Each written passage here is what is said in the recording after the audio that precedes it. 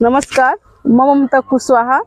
आज तपाईहरुको माझमा एक अन्तर्वार्ता एक शिक्षक र एक विद्यार्थीको बीचमा लिएर आएको छु र यस अन्तर्वार्ताको विषय रहेको छ कक्षा 1 देखि 5 सम्मका परीक्षा नलिई निरन्तर मूल्याङ्कन बारे, साथै शनिबार बिदा र आइतबार पनि बिदा बारे यस विषयमा हामी चर्चा गर्ने छौं। आउँ उहाँलाई यस कार्यक्रममा स्वागत गरौँ। नमस्कार सर। नमस्कार म्याम। नमस्कार। तपाईँ आफ्नो परिचय एकचोटि दिनुस् न। नमस्कार, म कन्हैया शाह कानु, नेपाली शिक्षक काव्य एकाडेमीको।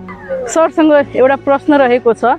जुन हाम्रो नयाँ बालन शाह जुन प्रधानमन्त्री बन्नु भएको छ र विद्यालय शिक्षा क्षेत्रमा चाहिँ एउटा नियम लिएर आउनु भएको छ। शनिबार त बिदा हाम्रो अलरेडी छँदै थियो, तर आइतबार जुन शिक्षा क्षेत्रमा बिदा जुन मिलाइएको छ त्यसले हाम्रो शिक्षा क्षेत्रमा कस्तो असर पर्न जान्छ विद्यार्थी भाइ बहिनीहरूको पढाइमा, एकचोटि त्यसलाई को बारेमा बताइदिनुस् न। धन्यवाद, तपाईले धेरै राम्रो प्रश्न गर्नुभयो म्याम।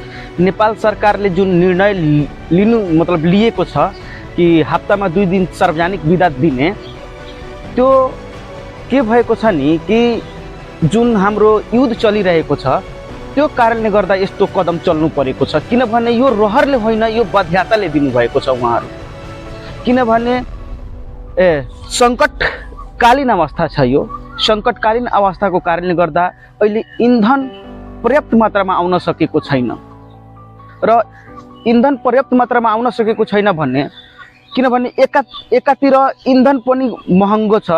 अब इन्धन महँगो छ भनेको उहाँलाई लागिरहेछ कि एक दिन म सार्वजनिक बिदा दिएर, आइतबार सार्वजनिक बिदा दिएर म देशलाई अझै आर्थिक स्थितिले बलियो बनाउन सक्छु भन्ने यस्तो आफ्नो धारणा राख्नु भएको छ। अनि अर्को कुरा के छ, विद्यार्थीको पठन पाठनमा त यसमा सकारात्मक पनि असर पर्छ र नकारात्मक पनि असर पर्छ। अब सकारात्मक असर के पर्छ भने, सकारात्मक असर के परेको छ भने विद्यार्थीलाई घरमा आराम गर्न मिल्छ अनि आत्म अध्ययन गर्न समय मिल्छ र परिवारको सदस्यसँग समय बिताउन खुसी हुन्छन्। त्यसै गरी जहाँ अब नकारात्मक असर पनि परेको छ, पाठ्यक्रम ढिला हुन्छ,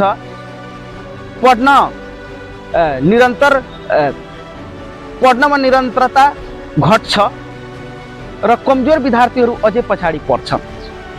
किन?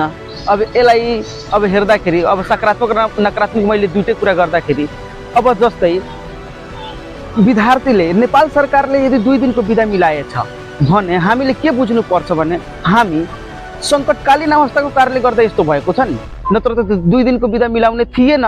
त त्यो कारण हामी आफ्नै घरमा मात्र विद्यालयमा भर नपरेर आफ्नै घरमा हामीहरू यदि अध्ययन गर्यो भने हाम्रो पढाइ कहिले पनि बिग्रिँदैन। तपाईसँग अर्को प्रश्न रहेको छ। जुन नेपाल सरकारले जुन बिदा मिलाइएको छ, तपाईँ शिक्षक साथीहरू पाठ्यभार जुन बढ्दै थप्दै आएको छ हरेक वर्ष, त्यसलाई कसरी तपाईँहरू म्यानेज गर्नुहुन्छ, कसरी कोर्सलाई सकाउनुहुन्छ दिन बिदा अझै बढेपछि, त्यसबारे केही बताइदिनु। एकदम राम्रो कुरा गर्नुभयो। अब जस्तै यो पाठ्यक्रम जुन सकाउने कुरा छ नि, अब यसमा पनि सरकारले केही निर्णय गर्छ होइन। यसमा हामीले बढी त्यो भएर हुँदैन। अब नेपाल सरकारले जस्तो निर्णय गर्छ अब पाठ्यक्रमलाई लिएर, अब त्यो आफै त्यो केही न केही सूचना निकाल्छ नि त। सरको लागि अर्को प्रश्न, कक्षा 1 देखि 5 सम्म जुन निरन्तर मूल्याङ्कन जुन लगाएको छ शिक्षामा, त्यो चाहिँ भोलिको दिनमा विद्यार्थीमा कस्तो गुणस्तर चाहिँ घटबढ हुन्छ कि? अब जस्तै तपाईले भन्नुभयो जुन कुरा नि, त नेपाल सरकारले जस्तो पनि कदम चल्छ त्यो भलाइको लागि चल्छ। किनभने विद्यार्थीहरू 1 देखि जुन 5 सम्मका छन् नि, उनीहरूको मानसिक दबाव कम गर्न, एक समान हेर्न, साथै नेपाल सरकारले यदि परीक्षा लिएको भए परीक्षा दिने लत पनि बसेको हुन्थ्यो। 1 देखि 5 सम्मका विद्यार्थीहरूलाई जब परीक्षा दिँदैन भने अब भोलिको दिनमा उनीहरूको पढाइमा पनि गुणस्तर कम हुन्छ र अगाडिको परीक्षामा पनि सहभागी हुनमा डराउँछ। त्यो कारणले गर्दा नेपाल सरकारले परीक्षा लिएको भए राम्रो हुन्थ्यो। अब हामी एकजना छात्रसँग कुरा गर्न जाँदैछौँ। नमस्कार, मेरो नाम हिमा चौबे हो। म कक्षा 8 में पढ़ने छात्रा हूँ। कक्षा 8 में अध्ययनरत बहिनी हेमा चौबेलाई एक प्रश्न रहेको छ। तपाईँ नयाँ नेपाल सरकारलाई के भन्न चाहनुहुन्छ? जुन आइतबार र शनिबार जुन बिदा मिलाएको छ त्यसले तपाईँको विद्यार्थीहरूको जीवनमा कस्तो खालको असर पर्न सक्छ? 2 दिनको बिदा हाम्रो लागि निकै उपयोगी र रमाइलो अनुभव हो। हप्ताभरि विद्यालयमा पढाइ, गृह कार्य र अन्य गतिविधिमा व्यस्त भएपछि शनिबार र आइतबारको बिदाले हामीलाई आराम गर्न मौका दिन्छ। 2 दिनको बिदाले हामीलाई गृह कार्य र नयाँ कुरा सिक्न समय पाउँछौँ। साथै परिवारसँग समय बिताउन र साथीभाइसँग रमाइलो गर्न अवसर पनि पाउँछौँ। तर 2 दिनको बिदाले नकारात्मक असर पनि पर्न सक्छ। बढी समय मोबाइल टेलिभिजनमा बिताउँदा विद्यार्थीहरूको पढाइबाट ध्यान कम हुन सक्छ। कतिपय विद्यार्थीहरूले पढाइबाट आलस्य भएर पढाइबाट टाढा हुन सक्छ।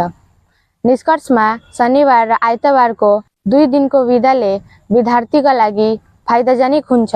तर फाइदाजनक भए पनि यसको सदुपयोग गर्नु महत्त्वपूर्ण कुरा हो। 2 दिनको बिदाका कारण कोर्स पछाडि हुन सक्छ र 2 दिनको बिदाका कारण कोर्स पछाडि हुन सक्छ र हाम्रो अन्तिम परीक्षा बिग्रिन सकिन्छ। त्यसैले सरकारसँग अनुरोध छ कि शिक्षा क्षेत्रमा आइतबारको बिदा लागू नगर्न। धन्यवाद। आज हामी एक विद्यार्थी र एक शिक्षकले राखेर 2 विषय वस्तुमाथि चर्चा गर्यौँ। आगामी दिनमा पनि फेरि नयाँ टपिक लिएर आउनेछौँ। आजको लागि यति नै। नमस्कार।